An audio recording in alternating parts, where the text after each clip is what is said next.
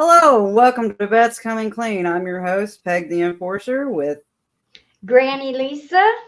and today we're interviewing Cheryl Costa, fellow veteran.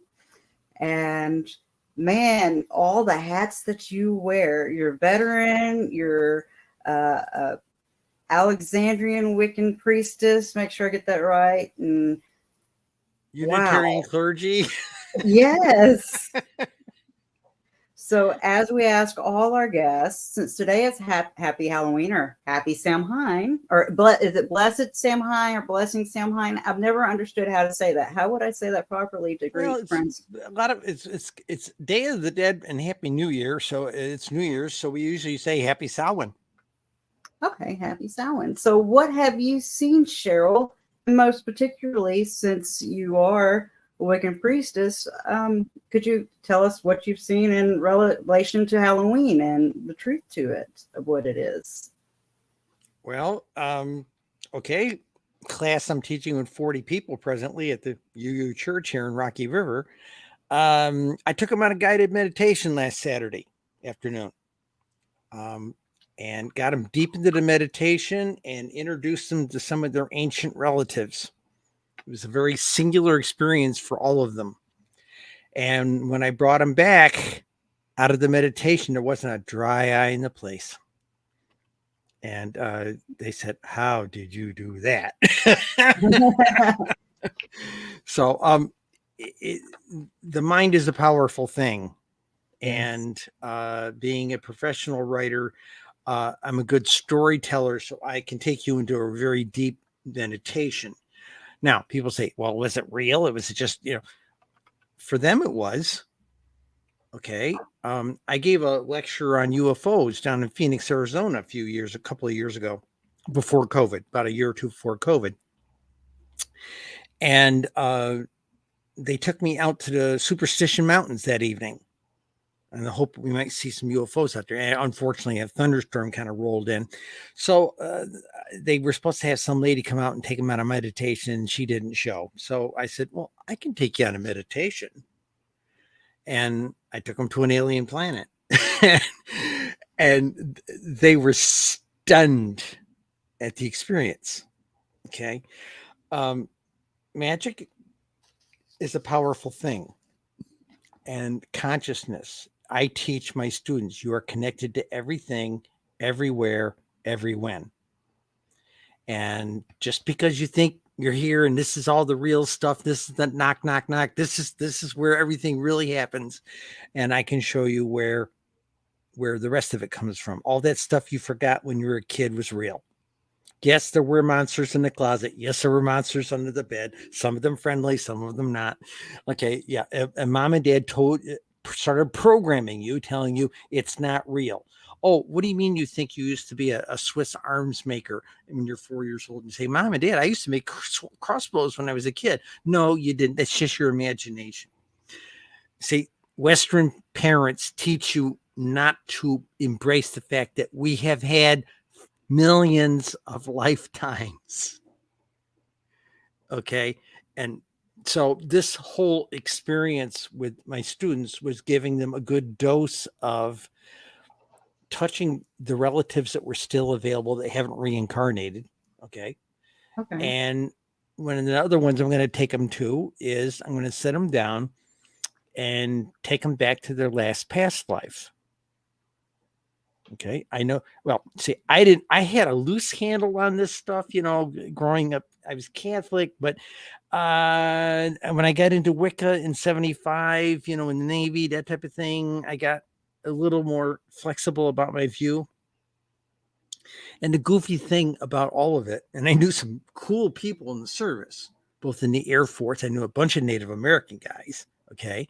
And in those days, I was Mr. Airman First Class, fuzz cut, guy and climb telephone poles. People shoot at you on those things in Vietnam, that kind of thing. And one day, a lot of people couldn't figure me out. There was a lot of guys in my squad and couldn't figure me out. I was 97 pounds, maybe 102 pounds, wet, dripping wet, really tiny little guy. And they thought I was queer as hell. Okay. You know, I had one sergeant try to get me thrown out of the Air Force because in his judgment and his wisdom and judgment, that person is queer, you know. Native American guys over in one of the construction squadrons I used to drink with, they just one day looked at me and say, Airman, we call you Airman Two Souls. And I says, what does two souls mean? Don't worry, Coyote will tell you about it someday. So, yeah. So yeah, I learned a lot of interesting things. I became a Gardnerian Wiccan on board my nuclear submarine in 1976. Oh, wow. Okay. And initially it was just me and one of the stewards. Okay. I made a mistake looking at him. He had a pentacle right here. He used to wear it right above his t-shirt, pulled up real tight. Okay. Right there. And I made a mistake. I was kind of well read a bit, but you know, I wasn't really in the craft at that point. I was just interested why clairvoyance runs on my maternal side of my family. And I was trying to understand why I had some of these gifts, you know, and you couldn't read that stuff without running into craft related material. This is in the late 60s. So I looked at him. I said, are you a Satanist? And he came right down my throat, you know, no, I'm Wiccan. I said, oh, okay. So I bought him a soda, and I met him up in the laundry room where he was doing officer's laundry, and talked to him a bit. I said, I didn't mean to offend you. I'm just not properly versed in this thing. Right. But because we could sit in the laundry, and if you sit on the floor, cross-legged type of thing, and have a conversation in the laundry room of the submarine, nobody could hear you over the noise of the machines. But we could, if we sat close enough, we could have a nice conversation. So we got to be pals. I began reading stuff he was sticking in my bunk, and about a year later, one by one, the 7 or 8 other Wiccans on board introduced themselves to me, you know, and I got initiated in the lower forward diesel when we were up in the North Atlantic. We were under the berthing, so we had to be real quiet, you know, and we had a little goddess statue up on one of the tool racks on top of the diesel motor. That's the auxiliary that, you know, you use for things. And we did that. And when they gave me my sacred bath, they poured a cup of fresh water over my head, and cakes and ale for us was a big muffin we snagged from the galley and a can of grape knee-high. Okay. Oh, wow. That was our improvised Gardnerian initiation first degree for me, you know, and that's how that happened. And I had some people from my crew just heard me on one of these podcasts one night. Just, who the hell were the other people? I said, I can't tell you. You know? Right. We have a strict code of secrecy, you know. So that's how I got into craft. And it was that many years later I got into I was initiated Alexandrian and many other things. Believe me, I got enough initiations and enough vows to choke a horse, you know. So Now, why would you, what's the purpose in doing meditation to find out your former life? I mean, I would think just out of curiosity, but it seems like the way that you have said it several times, that there's some kind of importance into that knowledge. Our Western mind is full of what we call, in Buddhism, we call, so your audience knows, in 1997, I'd been a priestess about 20 years. A friend of mine and I went to a Buddhist temple. Bring me back to that question, Granny. We went to a Buddhist temple to hear this High Lama speak, you know, and he was visiting, and they had a big reception line out in the parking lot afterwards, and he's got 200-300 people out there. He's shaking hands, right? You know, and he gets up to us, shake hands with me, won't let go of my hand, gets up in my face and said, I know you. I said, Holiness, I've not met you in this lifetime. He said, oh no, 2, 3, 4 times I've worked with you before. And he looks at my Wiccan buddy, another priestess. He said, oh, I know you too. And he looks at his monks and says, these two, they hang out together lifetime after lifetime. Nice to see you again. And he toddles off, right? His monk, his American monk aide. Imagine a guy built like Rosie Greer used to be built. You know, I'm built just a halfback for the Rams kind of guy, right? In Right. this Buddhist suit, right? You know, buzz cut, the whole thing. And he leans into me. He says, he plays it pretty close to his chest. I've been with him for 15 years. He said, I would recommend you go talk to him. This is pretty remarkable stuff. So I went to talk to him. And you have to understand, in those days, I was this is the late 90s. I was Miss Lady of the corporate lady of the 90s. Big hair, big makeup, big nails. I My love that. nickname, you know, charcoal suit, red power gloves, big heels. At work, my nickname was Napoleon in heels. There you go. That's Okay. funny. I and love he's- the big hair. I did. So he sat down with me, and this was on a Sunday or Saturday morning. It was supposed to be a 15-minute appointment. 90 minutes later, okay, his aide went crazy trying to reschedule everybody. But bottom line is, he told me who and what I used to be. And I didn't know whether or not I bought into it at all. Okay. But he taught me some exercises in quieting my mind. That's what the meditation's about. It's about quieting your mind. Especially here in the West, we have chatter in our heads. You can't walk into a restaurant to just have a quiet meal without 12 TV screens blaring either sports or the war in Israel right now with somebody. Okay. Yep. It's constant, just constantly something coming at you. Okay. And if it's not coming at you there, it's coming over your phone. Yes. Okay. So the bottom line, here in the West, we have been taught to be completely distracted all the time.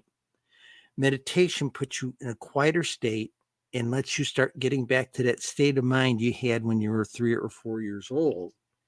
And then you can start remembering things. Okay. Now, people say, well, meditation can't be that hard. You just close your eyes. No. You have to be alone with your thoughts. And you wouldn't believe how many students I've lost over the years because they say, well, it can't be that hard. These monks do it. You know, I can do it. You know, I probably do an hour in a couple of weeks. You know, no, they started when they were 7. Okay.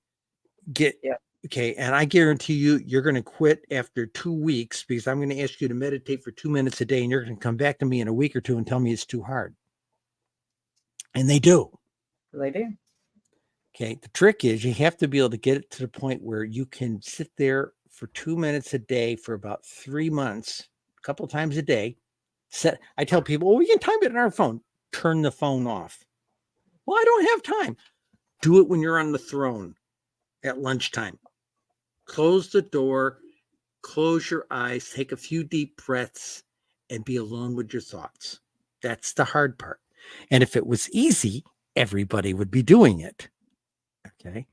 So you do this. Now, people who practice magic, they have to get their, you can light all the candles you want. You can burn all the incense you want. You can play with all the crystals you want and wave the wands all you want and dance around the fire and all that cool stuff. And you can't do magic worth a damn. You think you do. Oh, we raise some great no. What's the sort I hear in some circles? Oh, we raise some great energy. And as an elder priestess, I look at them and say, no, you raised some great endorphins. You didn't raise any energy. The energy is all around you. All you have to do is learn to direct it. It's like playing a tuba. I had a friend of mine used to play tuba. He says the trick is getting the air moving. Okay, that's all it's about, getting the air moving, he said. So the deal is you have to quiet your mind and you have to have an intention. Now, the basic magical formula is a triangle. One side is emotion, and the other side is knowledge, and on the top is intention. No matter what you do in magic, you have to have an intention. Okay? Hence the quiet mind. You have to focus on that intention. Granny's sick in ICU. I have to help heal her. Okay. Or, you know, whatever, you watch a voodoo movie, and they're going to say, they got a picture of the guy and they're going to stick pins in it. That's intention. I'm going to hurt this person.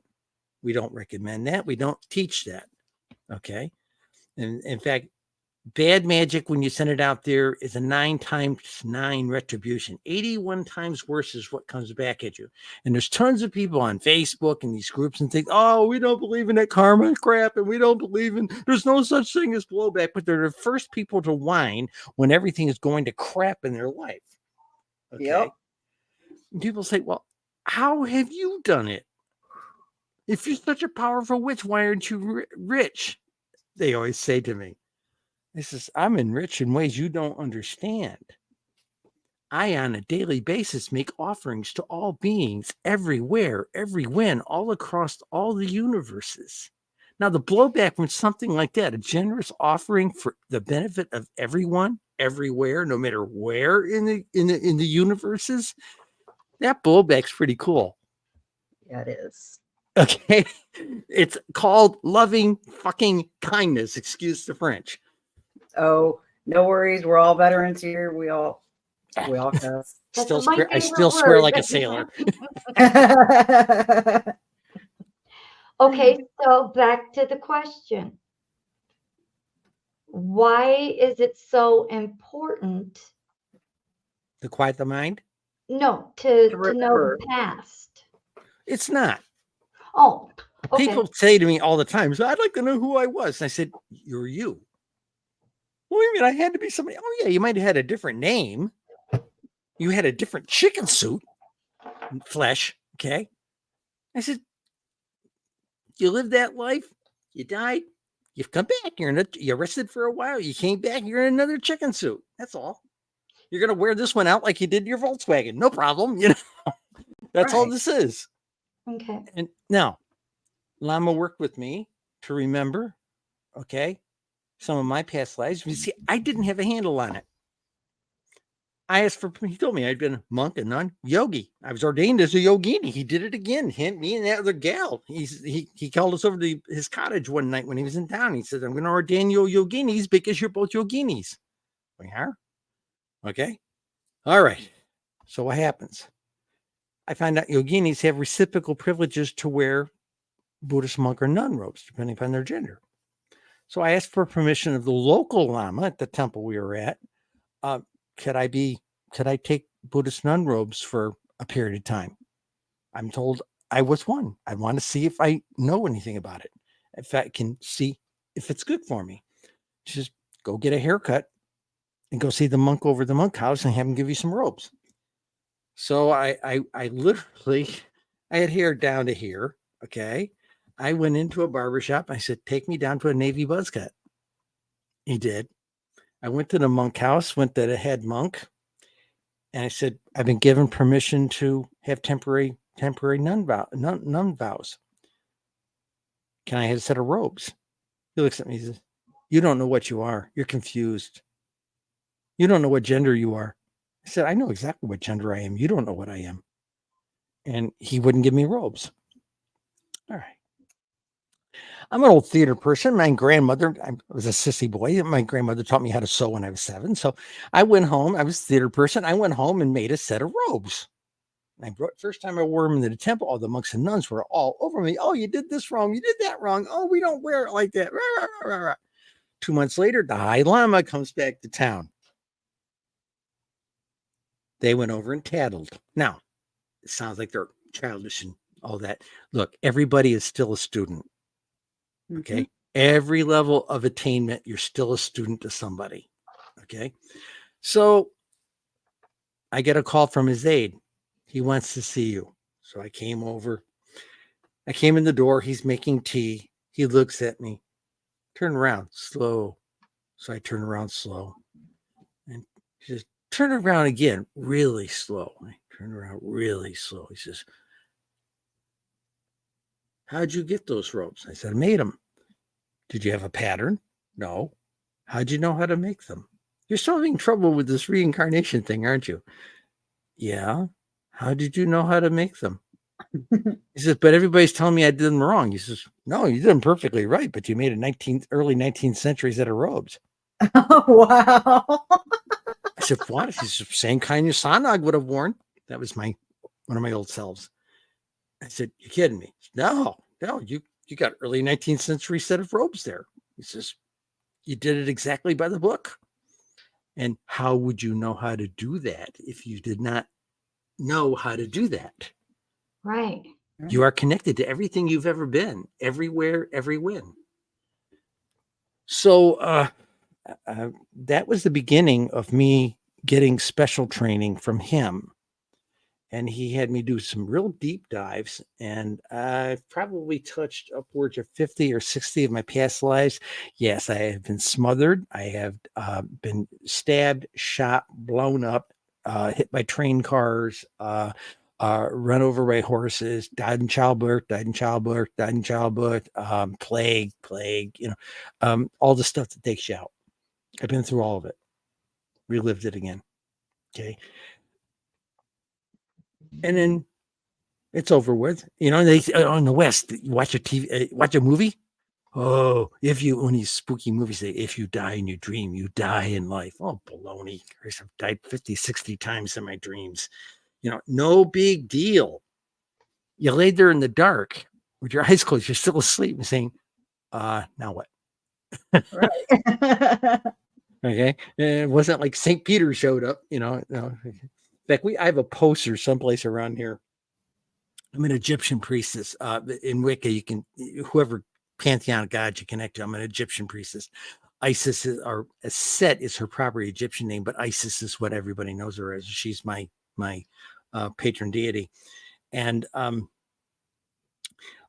have a picture of Anubis. He's the great embalmer, the Egyptian death god. And when people anger me, I simply whisper, may Anubis guide you and keep you. Not that I'm wishing death on him, but but I have a poster of Anubis, and he's sort of sitting there, got his arm on his leg, and he's looking at you. And the caption reads, "You were expecting St. Peter?" Okay, so meditation, we quiet our mind so we can focus. Once you start being able to focus, you start realizing you're connected to everything everywhere. Think of yourself as a little drop of water in an infinite ocean. That's your spark of consciousness. Okay. And the only reason it's a droplet is it thinks I think, therefore I am. You think you're separate from everything else. And in reality, you are part of everything else. Every rock, every breathing creature, all through all the universes. You are connected. You're all part of it. We're all made of the force. George Lucas got it right. Okay. We're all made of the force. And if you quiet yourself good enough, I'll give you another example. About a year or two later, they were going to offer this class called Shedra. And think of it like a master's degree level class in advanced Buddhist mysticism. 35 or so of the monks and nuns signed up for this class. This is like a 12-hour a day thing for about 16 weeks. I went to Holiness before he started it. I said, Holiness, I got a problem. I said, I've got a corporate job. I work 60 hours a week. I dress like the Dalai Lama every day at Lockheed Martin headquarters. That pushed the diversity policy to the bleeding edge, and I wasn't the only one. There were two of us, so from the same order. So it was kind of wild. But the bottom line is I said, I can't do this. I can't take off like a lot of people just work part-time job just so they can be a monk and nun all the time. I have responsibilities.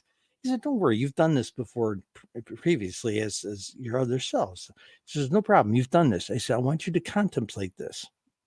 And as you make your connections to the universe, just contemplate it, do a download. You'll remember it. Okay, fine, great. So we go through this 12 weeks worth of class. I get a phone call from his aide. He says he wants to see you this afternoon about 3:30. I said, okay. So I took a half a day vacation, went over to see him. Come walking into the temple. He's in there on a throne. He's got all these monks and nuns in there behind, 2-person education tables. Anyway, come in. So I sit down in there. So he stops what he was doing, or the teaching he was doing. He said, oh, we're going to have a quiz. So he starts asking all these questions. And he asks like 5 questions or 6 questions, and somebody would answer it, and then they'd ask a real ringer of a hard one. Oh, nobody knows this. He says, my Buddhist name as a nun was Tashi Dorje, which means auspicious thunderbolt. It was one of the few androgynous names given out that day. Okay, auspicious thunderbolt. Actually, my ordained Buddhist nun name is Dawa Donma. Dawa Donma. It means moon goddess. Ooh, that's beautiful. Oh, yeah. And so he says, also, your aunt in Tibet was called Auntie. Okay.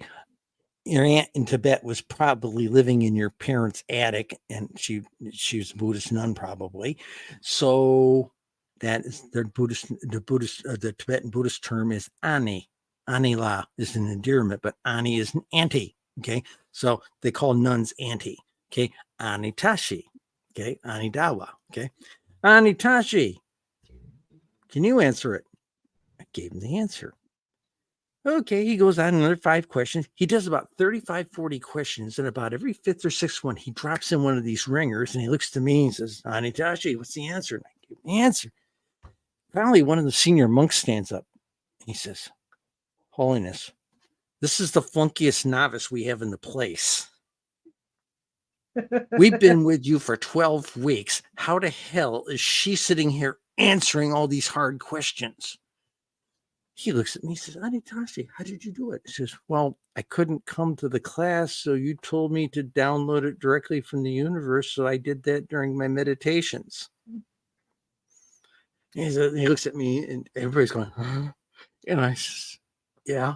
And then he says, and what were you just answering the questions as? Well, actually, if you're by modern terms, you were asking questions in quantum physics, actually. And he sat back with a big smile and said, yes, and we had it 2,600 years ago. Wow. Okay. So meditation is about quieting yourself. You can divine what if you're talking New Agey, witchy stuff, it's called divining. You're drawing information in. And then there's the other side of it where you can manifest. Okay. We have a rule. I teach this to my students. The more magic you know, the less you use. Okay. And you're not out to make yourself rich. Mm-hmm. But that doesn't mean that you can't change the path of your life a little bit so you're in better situations. Okay. So when people say to me, Cheryl, you've got this wonderful life. And I said, yeah, but it was done by design. It wasn't because I'm rich, and I'm certainly not rich. Mm-hmm. Not in the way you think. Don't ever ask the gods for money. Mm-hmm. You won't like where it comes from. Nope. Okay, it might be the car accident that you get a reward for, but you're crippled the rest of your life or something. You don't ask for that. You won't like where it comes from. Mm-mm. Granny, did I answer your question? Yes. Okay. Thank you. Now, when you want to manifest something, once you get to a point where I started teaching things a little different a few years ago. Give me 1 second. Okay. I taught a class during COVID, worst class I ever taught. 30 years of teaching. But I have a book here. You can maybe you can see it, maybe not. There it is. Okay. And this is called, name of the book is Magical Musings of a Rogue Witch, available on Amazon. If you go on Amazon search, look for Cheryl Costa Witch, you'll get this book. Okay, with my picture on the front. And it is all the narratives that I wrote for the one and only virtual class I ever taught of witchcraft for a year. I did it during 2020 since we couldn't get together.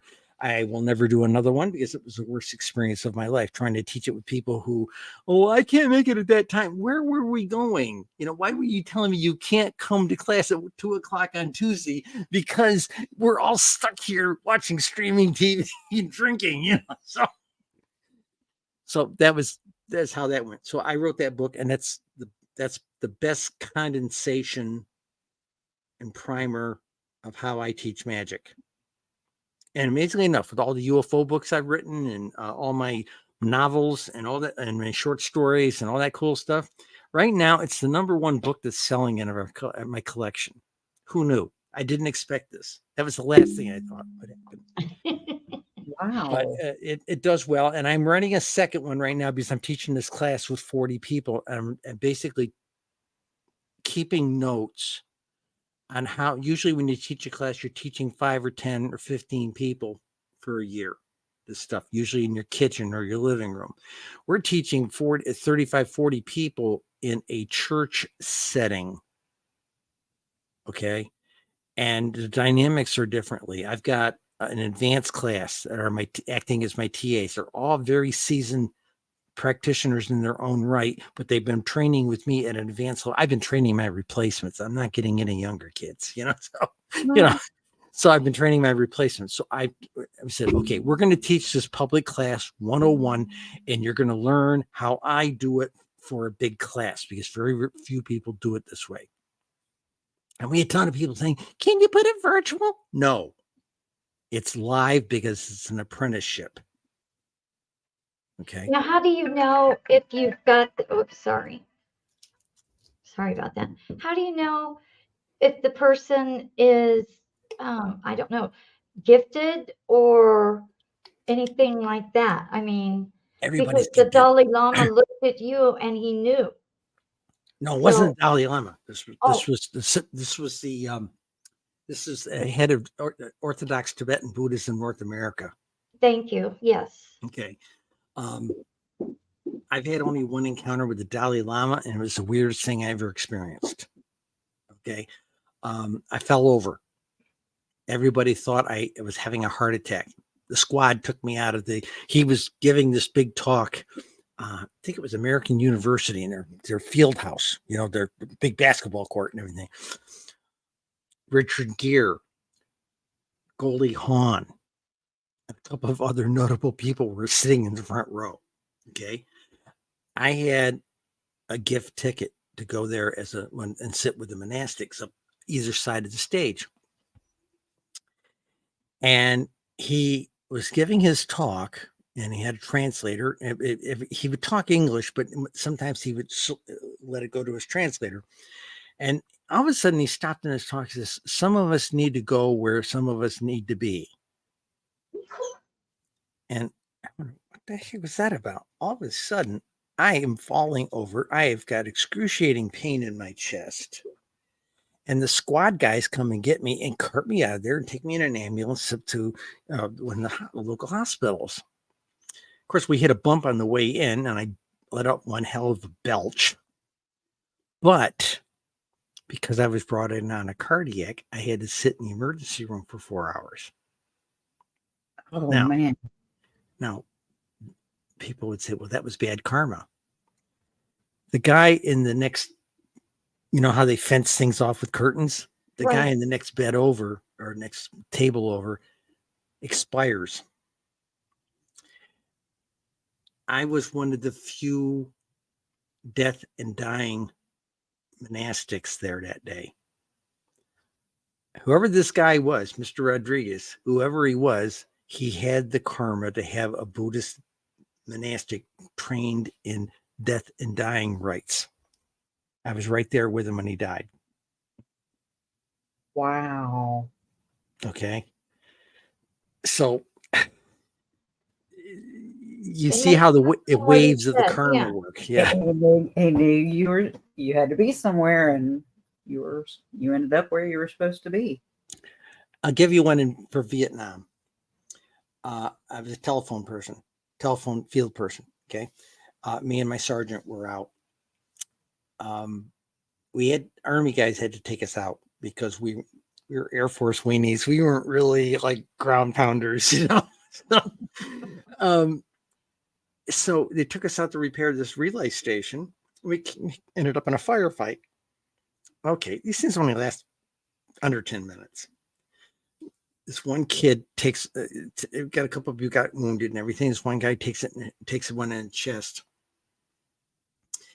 And my sergeant and I were down low. We're trying to stuff battle dressings. These things are like big Kotex pads. We're stuffing battle dressings. He's got a breathing chest wound. We're doing all this stuff.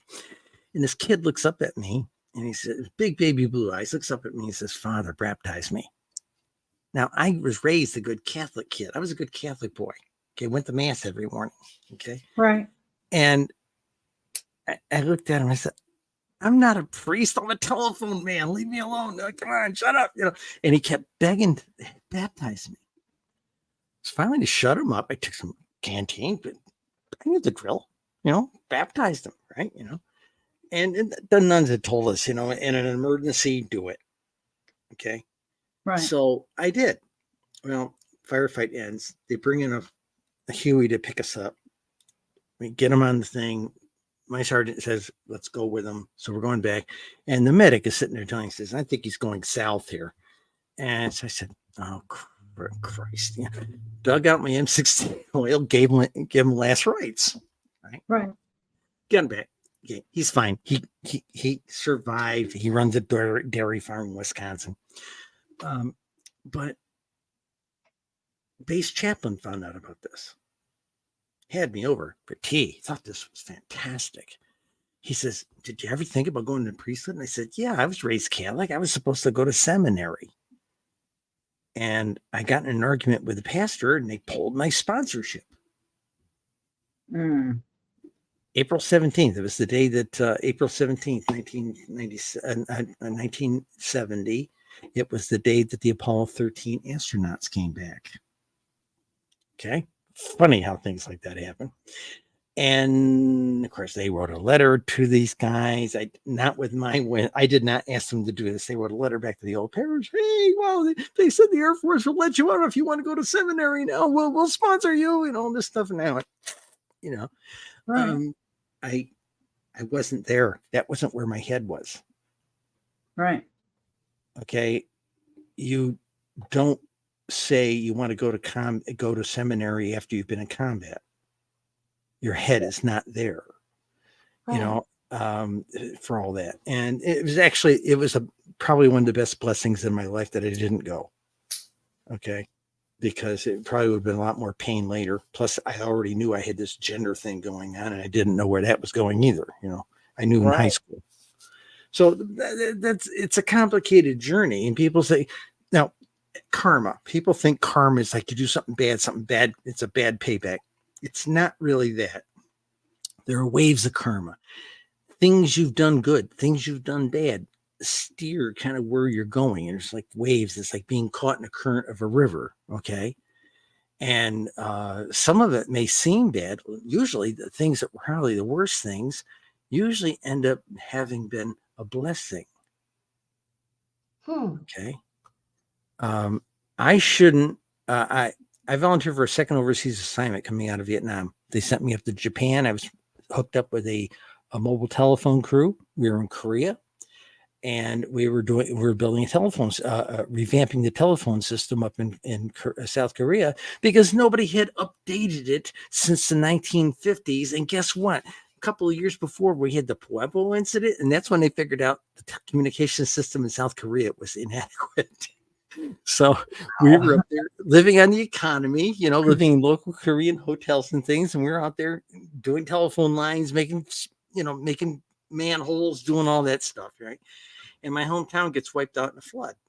Now, had that flood not happened, and had I not been discharged on a hardship discharge, I was already, decorated Vietnam veteran. So what the hell? They said, hey, we're going to be rifting every people out of the service anyway. Towards the end of the war, they wouldn't let people over a certain rank stay in.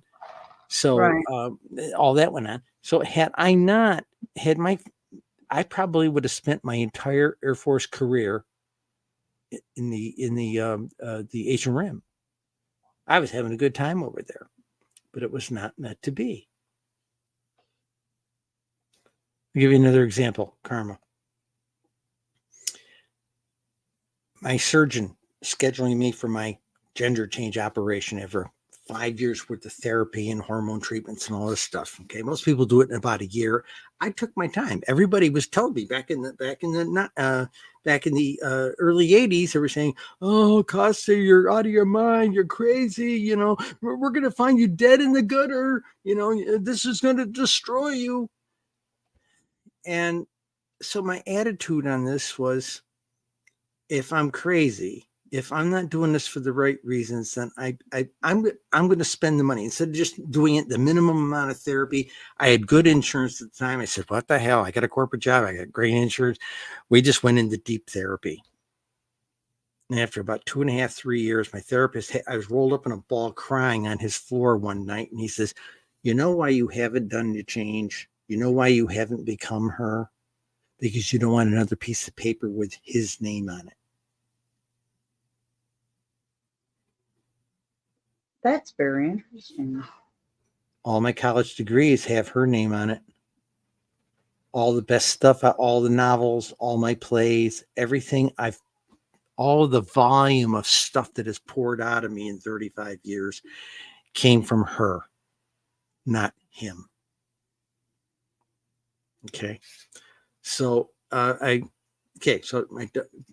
talking to the surgeon, I'd gone out for a physical with him. He was fine.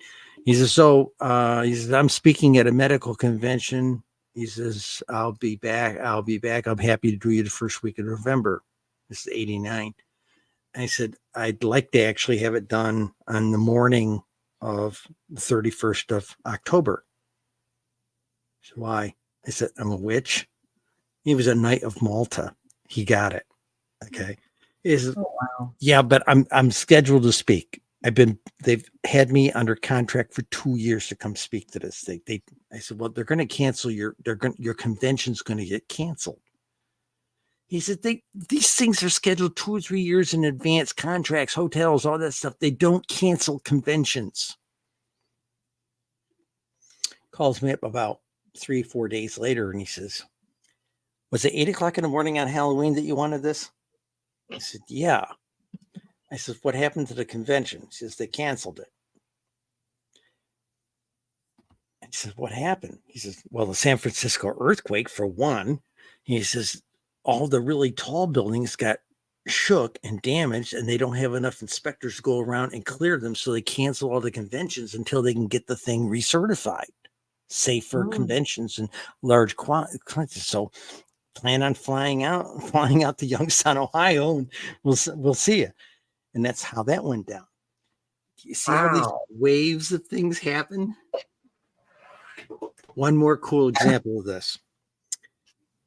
The monks and nuns at the monastery in Maryland didn't care for me because I was a tranny. I was a witch. I was the wicked old witch in this Congress. When I got ordained, fully ordained, the monks didn't want me and the nuns didn't want me.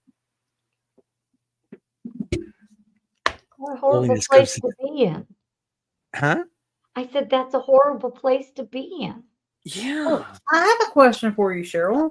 Then is it myth? I've read that some Tibetan Buddhists can transform their shape, their figure. They can transform into other stuff. So why would they're Americans? They don't know that. Oh, Lama La and I talked about it. Got you. Because if you go back into the Buddhist vows, it's what we call the Vinaya. It was written by Buddha 2,600 years ago. A monastic, not just any Buddhist, but people who are wearing the robes, right? who are under vows. You can change gender up to. Now, this is not a Western sex change. You can change gender up to 3 times in one lifetime. Okay, and that means you assume that gender. And we're not talking about cutting your body up or anything like this. Is that why they have 4 genders in Buddhism? Yeah, yeah. Okay. Okay. But again, the Americans didn't get this. Okay. I did, because Lama and I had private conversations about this stuff. He looked at me the first time he met me, that 90-minute appointment I had with him. He looked at me, he says, well, you have done something 20 or 30,000 monks in Asia won't be able to manage. I said, what's that? He says, you overcame your attachment to gender and your biology. You are not committed. You've overcome this need to breed and all that stuff. He says there's 30,000, 50,000 monks out there in Asia who have been taught that being born as a female is an inferior birth. So they, in their meditations, won't embrace their feminine energy. He says, you've overcome that. He says, and what are you? I said, I'm a unity being. That's why the monk over at the monk house said, I think you're confused. You don't know what you are. And I said, I know exactly what I am. I am a unity being. I am the embodiment of both and neither. Okay. And how I present myself in this society is how I present myself. But what am I? I am a unity being. Lama gets it. Holiness, when he made me a nun, the monks and nuns said, well, he's going to look in your eyes. It's going to make you a monk. He looked in my eyes and said, it's a nun. That's what I was projecting at him. Okay. Cute story there. The three of us, there were 9 of us ordained that day. The last 3 that were ordained were me, Vicky, and Honora. Okay. And we're sitting there in our yellow robes. This is like your pre-robe kind of thing. And think of it like a slip, yellow t-shirt type of thing. And they're yellow. And I had told the nun who handled the supplies, you're going to run out of the advanced robe. Think of this as the monk version of a tuxedo. Okay. The dressy robe, right? I said, you're going to run out of them and you're going to end up having to put a piece of yellow fabric on me about the size of a sheet of paper and pin it on me with a diaper pin. I said, oh no, we got lots of robes. Don't worry about it. All right. But they originally turned me down to become a nun because when I went for my board interview, the monk who wouldn't give me the robes, again, stood by his position. I think you're confused. You aren't loyal to the local Lama. So, I think you're confused. You don't know what gender you are, and we don't think you're suitable to be a nun. I got up and left. I went home, changed into civvies, and went to a sweat lodge that afternoon with a Cherokee friend of mine up in Baltimore, right? And about 2 weeks later, I get a phone call from one of the senior nuns who was on that board. She says, one of the other nuns that also got washed out appealed, and they're letting her get ordained. She says, consider appealing if you really, truly want this. I said, you didn't want me. She says, do you want it? I said, yes, I want it. But I said, the guy I got to appeal to is on the road. Supreme head of the Orthodox Tibetan tradition is on tour in the United States. I won't be able to get a letter to him. So we'll come here the day before. So I showed up in civvies. My Lama saw me in the yard and he says, what the heck are you doing in lay people's clothes? I said, they told me they didn't want me. He said, yeah, I heard. And then he whispers, idiots. And I says, okay. He says, if holiness ordains you a boy, is that okay? It's a lot of paperwork, but yeah, all right. He says, they ordain you a girl, is that okay? It's a lot less paperwork, Right. And he says, what if holiness looks at you and decides not to ordain you at all? Thought about it a second, looked at him and said, then I'll just revert back to burgundy and white. I'll start growing my hair again and I'll be a yogini. He said, fine.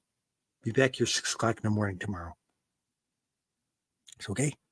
So I had been forbidden from wearing yogini robes at that temple by the local Lama because she was an American and she didn't want to confuse people with somebody wearing a different color robe. So I showed up in those robes. I made myself a set of yogini robes. So the white and burgundy. Okay. Right. I knew how to make them too. So I showed up in that, and my holiness looks at me and he says, he's going to be the big guy's translator. It's like the army. There's ranks, So he looks at me and he says, oh, why are you wearing yogini robes at this? I said, is it not tradition to gift these to another yogini upon taking the monastic robes? He said, do you remember? So I did. Okay. So I did this and I gifted them to the other lady who was my pal. Okay. Right. And so go in, the 3 of us are sitting on the bench. We had not told holiness that we were witches. We were there on a sabbatical, midlife sabbatical. Okay. And he looks out at us, looks at his translator, makes a couple of comments in Tibetan. Holiness wants to know why 3 daughters of the goddess want to be nuns. Nora says, when Buddha became enlightened, the first thing he did was he went to the long life God realms and rescued his mother from the long life God realms and took her to Nirvana. We'll sort of Vicky. Vicky says, we've been taught that all the other realms of existence, animal realms, ghost realms, God realms, Dakini realms, long life God realms, are not the optimal place. Gods are too much in bliss. They can't work on themselves. Animals are too stupid. The ghosts can't affect anything. Human realm is the best mix, like an FM radio station, the best mix of suffering and enlightenment. Right? So we want to become Buddhist nuns so that we can become enlightened. Mm-hmm. And look at me. It says, we want to become Buddhist nuns so perhaps one of the 3 of us can become enlightened and we can go to the long life God realms and rescue our goddess Green Tara and take her to Nirvana like Buddha took his mother. And the Holiness looked back like this with a stunned look. He put his fists on the head on front of his throne. He says, you deserve to be nuns. You have compassion for the gods.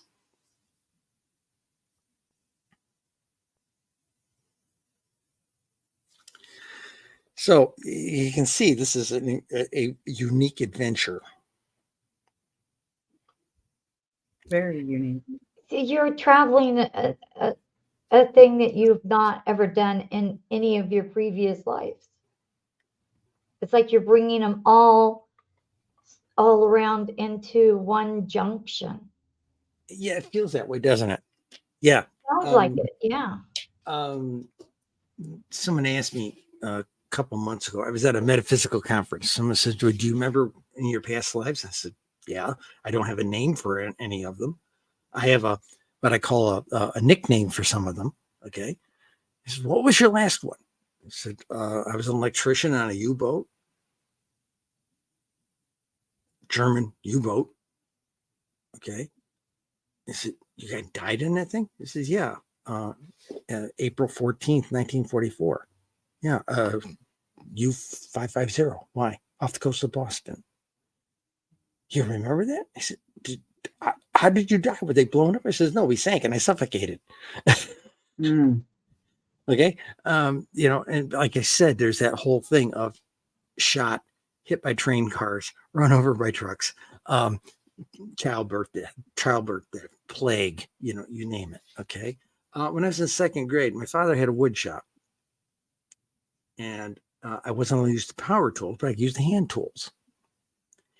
And one day him and my uncle came over to the house and they were going to get some piece of furniture or something. And they saw me in the backyard and I had this crossbow. And he said, where did you get that? I said, I made it. I said, how did you know how to make that? And my line back to him, and I didn't understand it. I said, well, there's this Swiss guy in my head. It showed me how. Okay. So you get the drift here, that you're the sum and differences of everybody you have been. Okay. And to use a current life metaphor, you've experienced many things since you were in high school, maybe in college, in the military, and all that stuff. And who you are right now is the sum and differences of those life experiences over this lifetime. Okay. That's what makes you who you are right now. I would not be the person I am now if I hadn't served in 2 military services and if I hadn't served in combat. Okay. I would be somebody's grandfather right now. We have 6 minutes left, Cheryl. I know you I talked too much. I'm sorry. No, absolutely not. This is your time. That's why I wanted to let you know we had discussed prior that we were going to do an hour, but it was up to you whether we kept going or not. So I wanted to let you know where we were in case there was stuff you needed to get to, so that you. I'm just getting over a cold. Meds are going to wear off. Oh. We've had this crud going around here in Cleveland. The head cold goes into your chest. It's been nasty. When I gave my sermon 2 weeks ago, I was up on double Dayquil when I was doing it. Oh, gosh. Oh my goodness. Oh my. So, question, I'll try and give you short answers. Peggy, Well, you know I don't want to take over. no, you're fine because all the questions you've asked have been really good, and I love how you talked about, Cheryl, when you first met somebody on the Navy ship and how they had the pentagram, the necklace, pinnacle, because I was raised in a Christian church, Presbyterian, and that was my assumption too. I was ignorant, I didn't know, and so each person I meet that identifies as pagan or Wiccan, I always ask questions for understanding. And something I have a question about actually is, since you have been to Catholic school and you are Wiccan, am I seeing things incorrectly with some of the things I see in the Catholic Church? The rites and rituals that they're doing, are they Wiccan or pagan in nature with the candle colors and the way things are done, or is that a misperception? Okay, the Young Christian Church copied a lot of stuff from other traditions. I'll give you an example. Probably seen the picture of the Virgin Mary standing there holding baby Jesus. Yeah. Okay. That is copied from an early Roman painting from the days of early Roman interface with Egypt and all that kind of thing, Cleopatra and all that stuff. Okay. The painting was Isis and Horus. Okay. That's why many of the great cathedrals in Europe have Mary painted on the ceiling, Queen of the Heavens. Well, that is also the title of Aset, goddess Aset, or Isis. She is the Queen of the Heavens. When I gave my sermon 2 weeks ago, I'm up there in a black dress. I had my little stole, clergy stole on, and I had on rainbow stockings. And people said, you got the rainbow stockings on because you're gay? And I said, no, because I work for a sky goddess. Those are the traditional colors of sky goddesses. And she is the Queen of the Heavens. The official sky goddess of Egypt was Nut, but she is Isis is considered the Queen of the Heavens. Okay. That makes sense now. I tell my students when they ask me what color candle I use, whatever color you want. And they look at me and say, but the books all say, yeah, the books all say that. Why do you have to make it? It's whatever you say it is.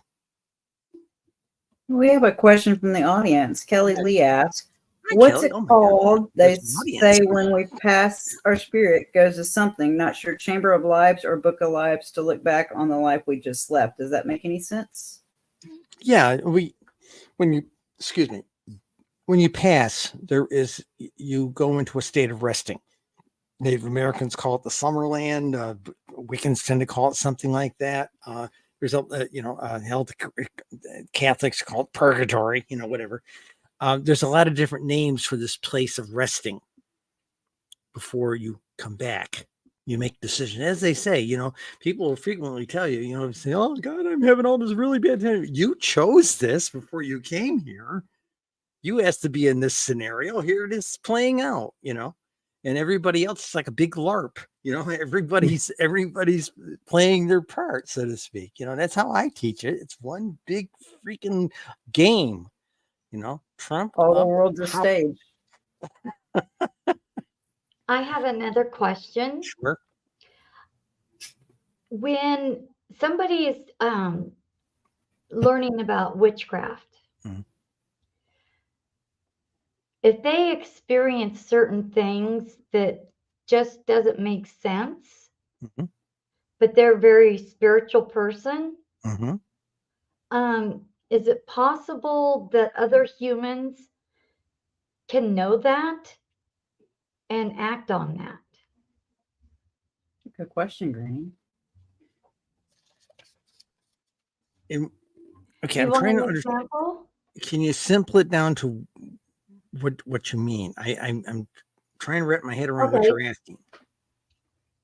I'll give you my example. Make it short. Yes. I was dreaming. I was working with another witch. In the dream, I was told I needed to do a certain thing. I chose not to, but the dream was not like any other dream. I felt like I was out of my body Ah, okay. pursuing this thing. The next day, that person that was teaching me was very angry with me because I did not do what was asked of me. And then two other people came in to my work and said the same thing. Why didn't you do it? So that's why I'm like, and it freaked me out because how would they know? Okay, I think there was some precog going on here for other people. Okay, that I mean, not being intimate with the situation, but okay, I've had I'm trying to think of a short way of saying this. It's sometimes it's just a level of intuition, and you realize something's going on here, and maybe you've had a flash that it wasn't the right thing to do, and then suddenly there it is in front of you, and it's playing out the way you saw it in that dream. Okay, that's happened to me a number of times. I've had things where if I had gone down a particular exit off of the expressway, I would have had a car accident. Okay. Mhm. And people say, well, you didn't, so you don't know if you would have. But then I would look down that exit, and there was the truck that I was going to run into. Okay. Or something, there's tells here. Right. Okay. I found I'll give you an example. In August of 1971, they blew up the ammo dump at Cam Ranh Bay, Vietnam. It was the it was the Tri-Services ammo dump. It was one of the biggest ammo dumps on the planet. Okay. And my barracks was, the barracks with our guys was probably about a mile and a half from it. The concussions were amazing. Okay. It wasn't just boom, boom. It was like boom, boom, knock the wind out of you, knock you off your feet kind of thing. Okay. And it went on for 18 hours like that all night. Started about 8:30 at night when the sappers put a charge on that rack of 500 pounders, and that got the show going. And remember, I said when I went to Vietnam, I was about 103 pounds. And I had all these 250-pound sergeants falling on me as we were all hitting the dirt and the sand. And I literally, at one point, one of the worst parts of this thing, I thought, okay, this is it. I'm going to die here. And that is when I had the flash that I was standing on a church altar, and this older looking gentleman, salt and pepper hair, was walking up onto the altar, and he had a veiled woman bride, and he was handing her off to me. After I had that flash, while this Staff Sergeant Marty Henderson is laying on top of me, okay, I can't breathe. And I thought, my God, I'm going to get out of here. I'm going to get out of here. It played out 23 months later, and it's exactly how it played out. Okay. So we get flashes, guidance flashes. Okay. And it's free to make certain decisions. Okay. And some decisions, if you take the wrong path on it, maybe it changes the course of your life. Okay. All right. Thank you. I hope I answered the questions, and I see people are looking up some of the books and things online there. Well, want to make sure that people can find the Magical Musings Rogue Witch. Yes. Oh, yeah. Yes, somebody's asking that question. Kelly's asking that question. Do we choose who and what we are to be in the next life? Yeah, to some degree, yes. There's a good example, and this came out maybe about 15, 20 years ago. There was a 7-year-old kid, okay, who remembered being shot down in the Battle of Midway, World War II. Okay. and him and his father explored this. So when there was a reunion for that aircraft carrier, his father, at this point, the kid's about 10 years old. He said, as a little kid, they're in a hobby store, and Dad says, "Oh, see, on the little airplane, model airplane there, that's a bomb." And the 5-year-old kid said, "No, Dad, that's a belly tank," that kind of stuff. Okay, so they took the kid to this reunion, and this kid knew all these guys when he saw the name tag. "Hi, Bob, how are you?" And they started talking with the kid, and he realized this was the guy. Okay. See, our Western culture's got this whole, you only go around once in life type of thing. Okay. No. You keep coming back till you get it right. You've had thousands of lifetimes. You've been every gender. Okay. And this is the game. And yes, you do change because this is a learning thing. Okay. This is a learning thing.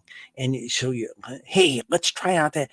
I had a 4-year-old sitting in the car with me once. I was taking her to the store with me. She was a foster daughter that I was taking care of for a time. And she looked up at me and says, my nickname in those days was Cass or Cassandra, based on Lady Cassandra. Okay, Mama Cass, they call me. Okay. And she says, "Mama Cass," she says, "You know something? This is a 4-year-old. She looks up at me and says, "I used to be your mother." I said, "Were you my mother?" She says, "Yes. And my mommy now was my sister then." And you talk to kids under 5 years old, it's still in that level of innocence, under 6 for sure, definitely before 7. They frequently, you can sit there and play with a kid 4 years old. You can't address them directly like an interrogation, but you can sit there and play with the blocks and the Legos and everything with them on the floor and say, "Hey, what kind of car do you used to drive?" While you're sitting there playing with the Legos, and the kid will say, "Oh, I used to drive a Cordova," Yeah. Okay. Wasn't around when this kid was born, but it was around when he previous one. You see these stories all the time about some kid grabbed his father's car keys, went out and jumped in the car and drove it down the street like a pro. It's the old man that's in there. Yeah. Okay. So, I remember asking my mother, my previous self didn't know about penicillin. That wasn't something that was available with the Germans at that time. Okay. And I remember talking to her when I was 5 about something. She was giving me this pill. I said, "What is this?" This is penicillin. "What's it for?" She said, "This." And that part of Dieter, that's my nickname for him, that part of Dieter took the voice pattern, it freaked my mother out, took the voice pattern from a 4.5, 5-year-old child and gave her an adult response. "You mean this stuff cures all these ills that kill you?" And she said, "Well, yeah, that's great." And she freaked her out. Because suddenly there was an adult there talking to her in that little kid's body. Okay. So it's a very real phenomena. Like I said, if you sit down with a kid that's under 5 while they're playing and just sit there and quietly play with them, they will tell you stuff. I had one kid, we were sitting there playing with the blocks. I said, "Hey, what'd your kitchen used to look like?" And the old lady and that little girl's under way. I had to hear this, and this was where my dishwasher was and everything like this. But I didn't like that kitchen. It's out of the mouth of babes. They stay in that theta state, the meditative state constantly, and they haven't been deprogrammed yet. Play is a wonderful meditative state. So my students, if they come over here for a private consultation, I'll give them a wad of Play-Doh, or I'll give them a cup full of Legos to play with while they're talking to me, because I want them to relax. Okay. So how's that, my friends? Can I come back sometime? Cool. We absolutely want you back. Granny actually has another podcast she does by herself that I produce that's Chatting with Granny Lisa. And I'd love to have you back on here, as a matter of fact. What do you think, Granny? Absolutely. I told you I believe that this is going to be many parts, because you just can't absorb everything, because there seems to be many pages to this story.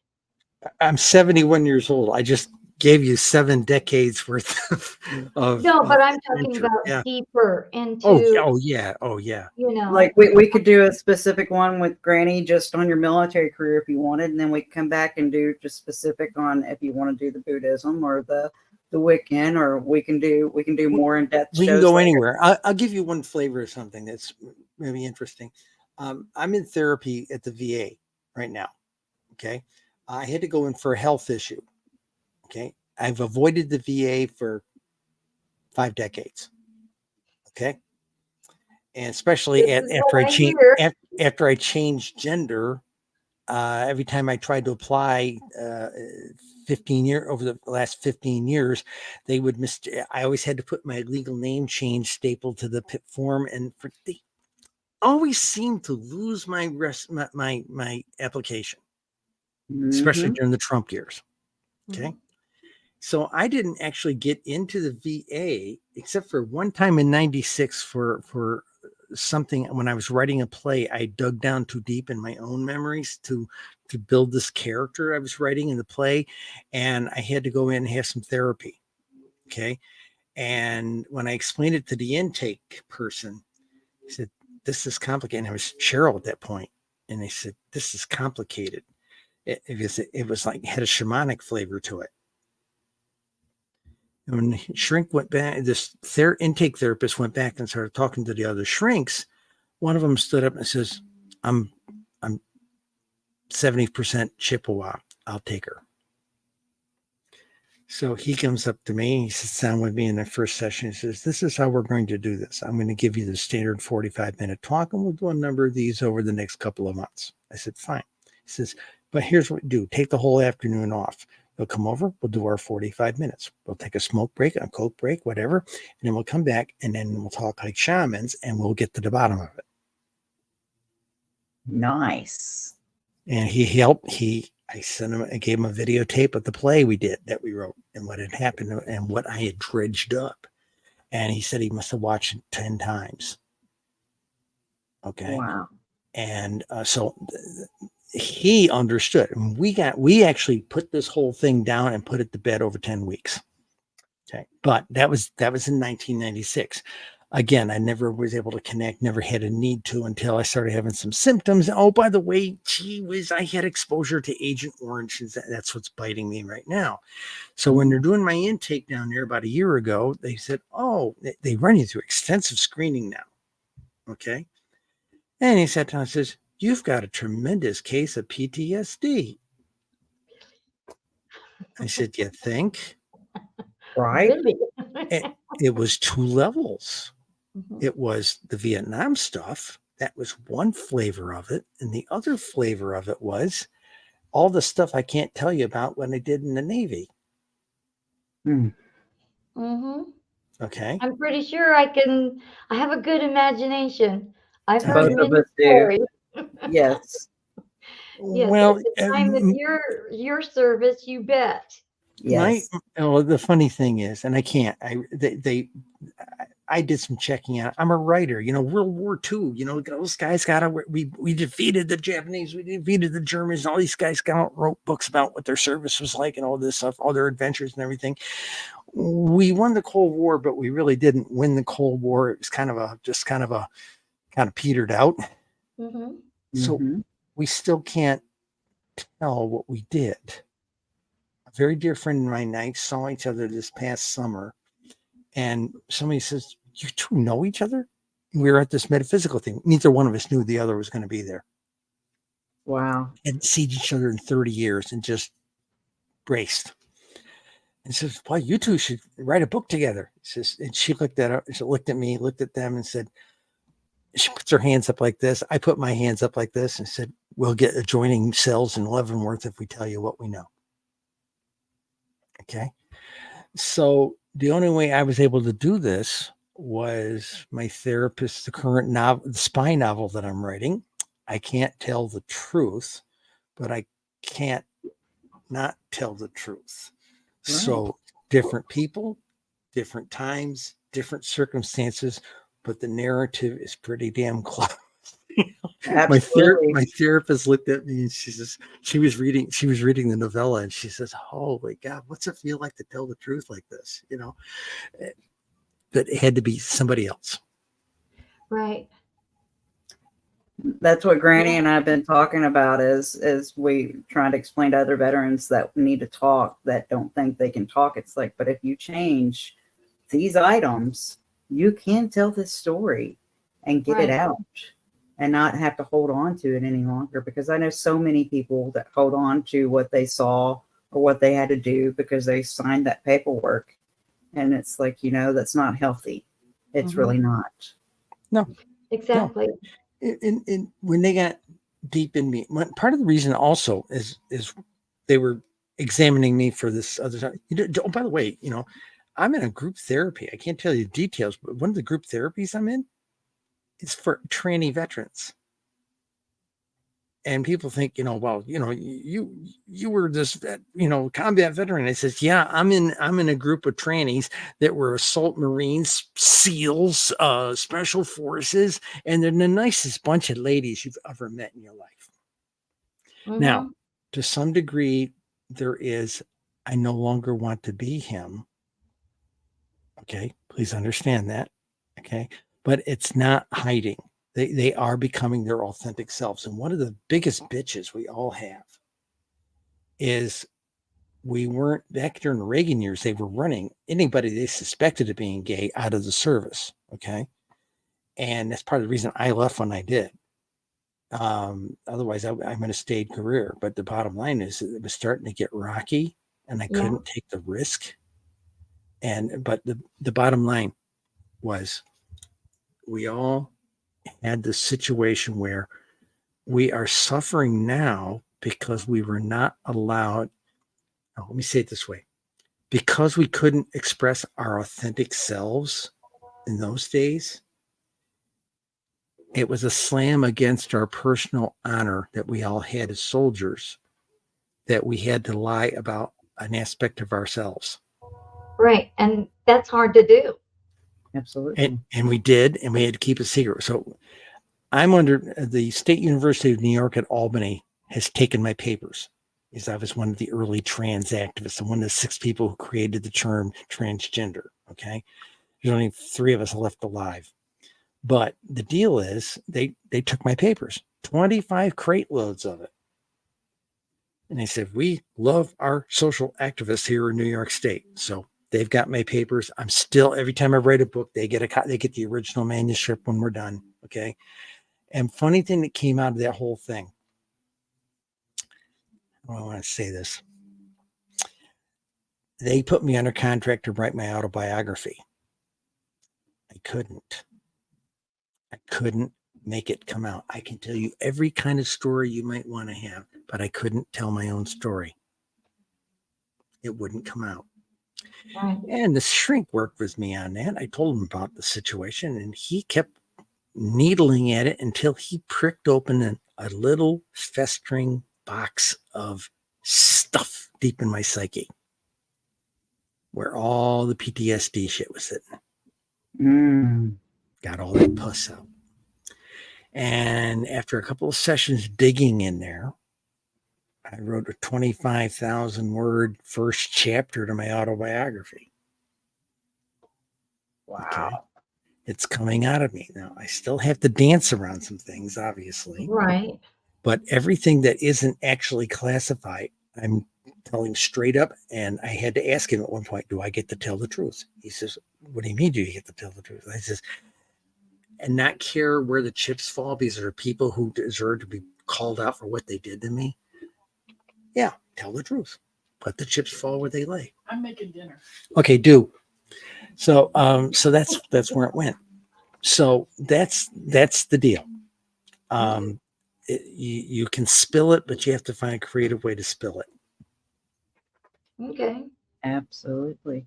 Well, since your spouse is making dinner, then Well, we gotta go eat, man. I think that we need to Stir fry shrimp she's making. So yes, Ooh. time to do dinner. Yummy. It's my birthday. It's a nice dinner. I got a pie out there too. Oh my God. Happy birthday to you.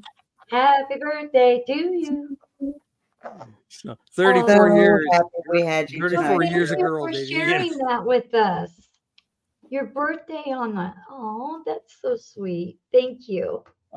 Peggy, take her to the Facebook page. Let her see that.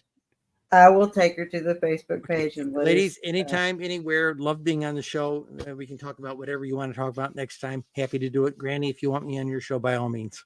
Awesome. You bet. I sure do.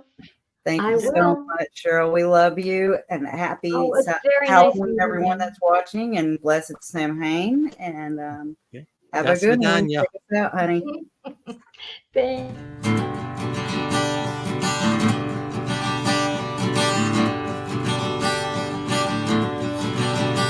Last night I had the strangest dream that I ever had before.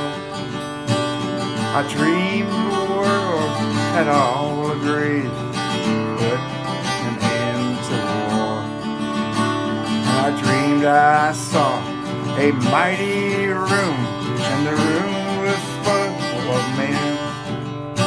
And papers they were signing said they'd never fight again.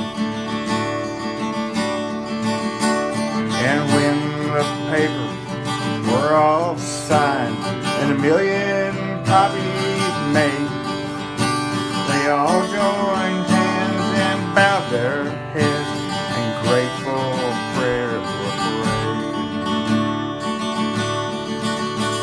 And outside on the streets below, the people danced round and round. Guns and swords and uniforms were gathered on the ground. Last night I had the strangest dream that I never had before. I dreamed